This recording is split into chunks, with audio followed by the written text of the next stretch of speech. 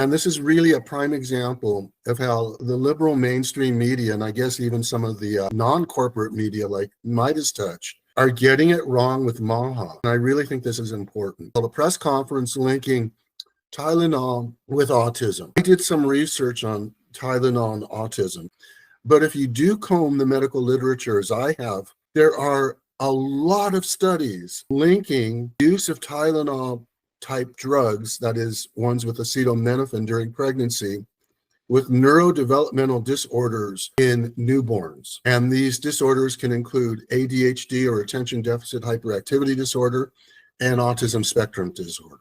Now, I've looked at the studies. There are a lot of studies, as I said, that make this link. And doctors are saying this too, and it's just not right. As a parent of 3 kids, I've always been concerned about vaccines. My kids are vaccinated, but I've researched it to make sure that what we do is safe. And I can't tell you not to take Tylenol or to take it because the evidence is conflicting. I would recommend considering not using it during your pregnancy. It doesn't mean that every unborn child is going to get autism if you take Tylenol. There are probably other things going on like genetic susceptibilities, and there may be other environmental factors. But the fact is that Tylenol and acetaminophen are associated with autism increased risk.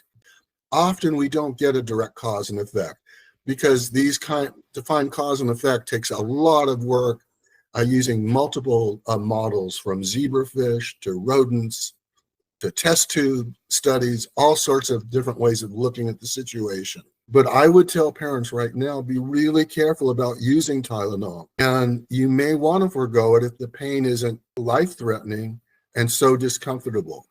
Now, you're not going to get that from the mainstream media because they're going to tell everyone who's MAHA, hey, you're stupid if you think Tylenol causes autism. So Trump, on the one hand, is anti-science, and yet he's using all the science that other administrations have funded to make his statement. So the guy's an idiot, okay? But on this thing about autism and Tylenol, yeah, be careful. You may want to consider not taking it. If you want to know more tips about raising healthy kids, get my new book, Raising Healthy Kids, Protecting Your Children from Hidden Chemical Toxins. You can get it at Amazon.com or by using the link in this post.